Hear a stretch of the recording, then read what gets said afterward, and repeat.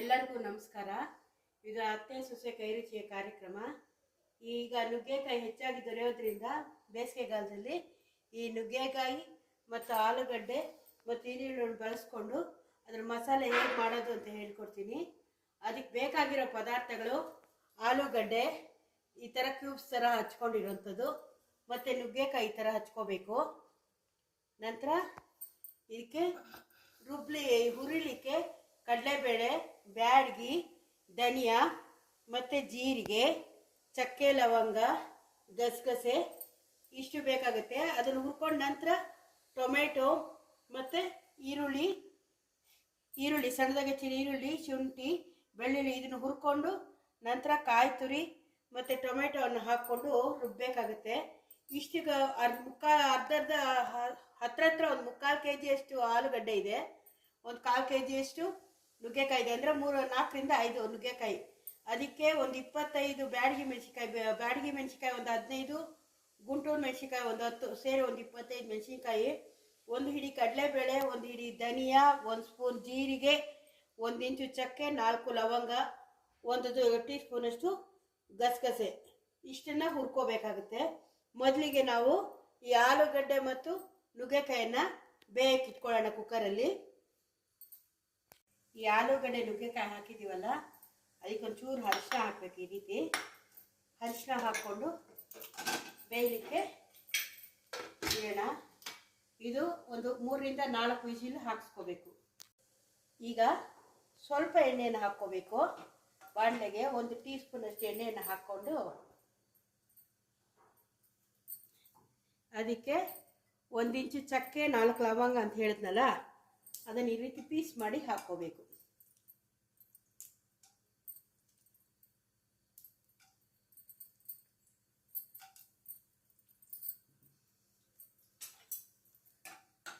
ಅದು ಚೂರು ಕೆಂಪಗಾದ ತಕ್ಷಣ ಈ ಮೆಣಸಿನ್ಕಾಯಿ ಕೊಡ್ತೀವಲ್ಲ, ಈ ಮೆಣಸಿನ್ಕಾಯಿನ ಹಾಕ್ಕೊಂಡು ಹುರ್ಕೋಬೇಕು.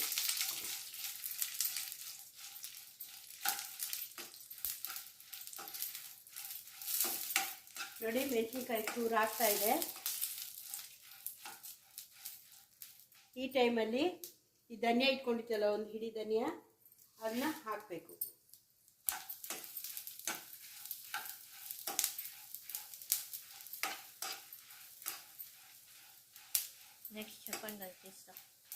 ನೆಕ್ಸ್ಟು ಜೀರಿಗೆ 1 ಸ್ಪೂನಷ್ಟು ಇದೆಯಲ್ಲ, ಅದನ್ನು ಹಾಕಬೇಕು. ಯಾವುದೇ ಕಾರಣಕ್ಕೂ ಧನಿಯಾವನ್ನು ಸೀಯಿಸಬಾರ್ದು. ಈ ರೀತಿ ಆಗ್ತಾ ಇದ್ದಂಗೆ ನೋಡಿಕೊಂಡು ಗಸಗಸೆನ ಹಾಕಬೇಕು.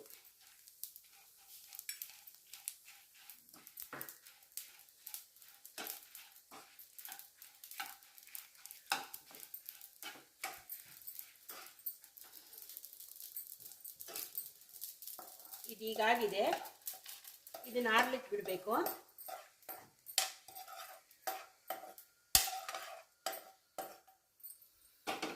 ನಂತರ ಸಣ್ಣದಾಗಿ ಹೆಚ್ಕೊಂಡಂಥ ಈರುಳ್ಳಿ,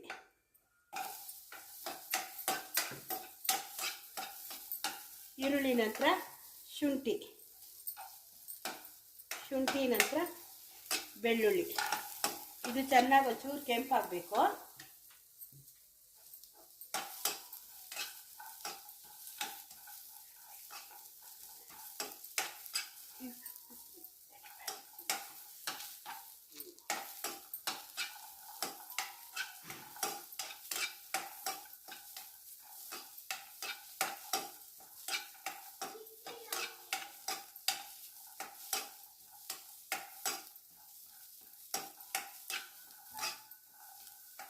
ಈಗ ಈ ರೀತಿ ಕೆಂಪಗಾದ ಈರುಳ್ಳಿ, ಬೆಳ್ಳುಳ್ಳಿ, ಶುಂಠಿಯನ್ನು ನಾವು ಒಂದು ಬೌಲಿಗೆ ತೊಗೊಂಡ್ಬಿಡೋಣ.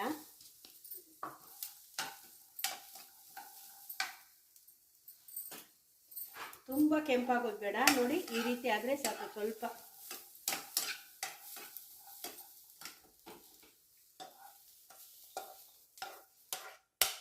ಆಗಲೇ ಕಡಲೆಬೇಳೆನ ಹುರಿಯೋದು ಮರ್ತಿದ್ದೆ.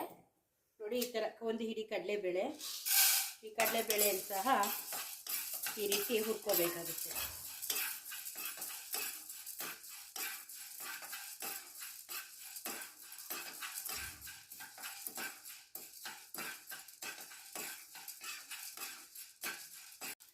ನೋಡಿ ಈಗ ಕೆಂಪುಗಾಗಿದೆ ಕಡಲೆಬೇಳೆ. ಇದನ್ನು ಸಹ ಈ ಹುರ್ಕೊಂಡಿದ್ವಲ್ಲ ಈ ಬ್ಯಾಡಿಗೆ ಅದು ಅದರಲ್ಲಿ ಹಾಕ್ಬಿಟ್ಟು ಇದು ಆರಿದ್ಮೇಲೆ ಮಿಕ್ಸಿ ಏನು ಮಾಡಬೇಕು. ಈಗ ಒಗ್ಗರಣೆಗೆ ನೋಡಿ ಎಣ್ಣೆಯನ್ನು ಹಾಕ್ಕೋಬೇಕು. ಹುರಿದಿತ್ತಲ್ಲ ಎಣ್ಣೆ ಅದನ್ನು ಹಾಕ್ಕೋಬೇಕು. ನಂತರ ಸಾಸಿವೆಯನ್ನು ಹಾಕ್ಕೋಬೇಕು.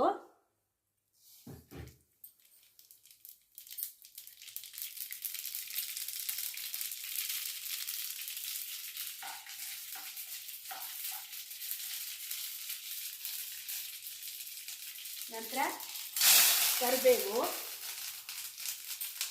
ನಂತರ ಈ ದಪ್ಪಾಗಿ ಹೆಚ್ಚಿಕೊಂಡಿದ್ವಲ್ಲ ಈರುಳ್ಳಿ ಇದನ್ನು ಹಾಕಿ ಬಾಡಿಸ್ಕೋಬೇಕು.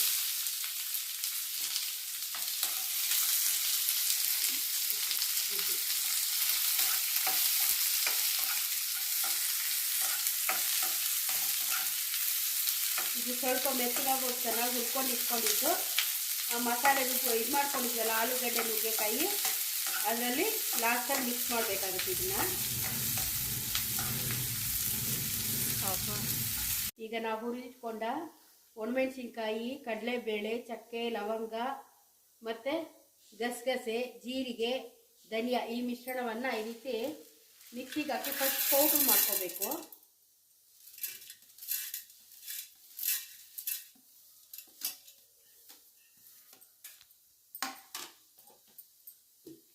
ಫಸ್ಟು ಪುಡಿ ಆಗಿದ್ದಲ್ವಾ ಅದಕ್ಕೆ ಏನು ಮಾಡಬೇಕು, ಈ ತುರಿದಿಟ್ಕೊಂತ ಕಾಯಿ ತುರಿ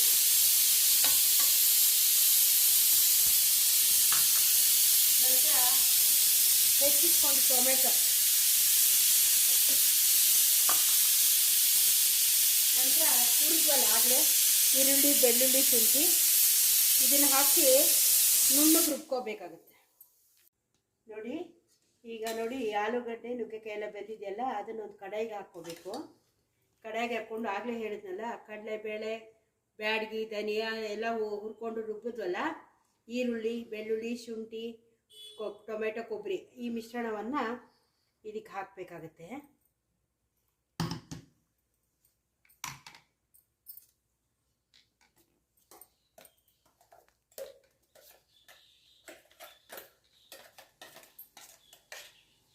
ನಂತರ ಈ ಜಾರ್ಗೆ ಒಂಚೂರು ನೀರು ಹಾಕ್ಕೊಂಡು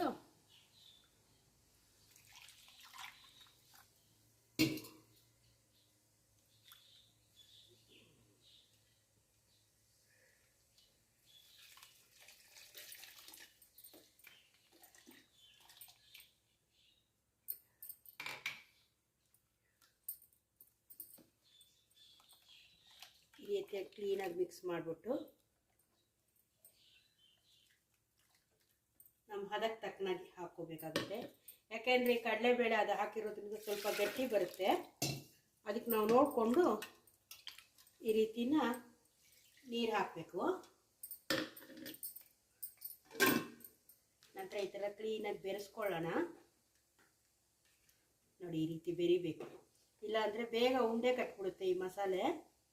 ಅದಕ್ಕೆ ಹಾಕಿದ ತಕ್ಷಣ ಸಿಮ್ಮಲ್ಲಿ ಇಟ್ಕೊಂಡು ಈ ರೀತಿ ಎಲ್ಲ ಮಿಕ್ಸ್ ಮಾಡ್ಕೋಬೇಕು ಕ್ಲೀನಾಗಿ. ಈ ರೀತಿ ಮಿಕ್ಸ್ ಆಯ್ತಲ್ವಾ. ಈಗ ಅದಕ್ಕೆ ತಕ್ಕನಾದಷ್ಟು ಉಪ್ಪು, ಕಲ್ಲುಪ್ಪು ನೋಡ್ಕೊಳ್ಳಿ. ನೀವು ಎಷ್ಟು ಹಾಕಿರ್ತೀರ ಅನ್ನೋದನ್ನು, ಪದಾರ್ಥನ ಎಷ್ಟು ತರಕಾರಿ ಹಾಕಿರ್ತೀರ ಅದಕ್ಕೆ ತಕ್ಕನಾದಷ್ಟು ಉಪ್ಪು. ರುಚಿಗೆ ಬೆಲ್ಲವನ್ನು ಹಾಕಬೇಕು. ಇದು ಚೆನ್ನಾಗಿ ಹದ ಬರೋವರೆಗೂ ಕುದಿಬೇಕು, ಗಮ್ಮತ್ ಹದ ಬರೋವರೆಗೂ ಕುದಿಬೇಕು.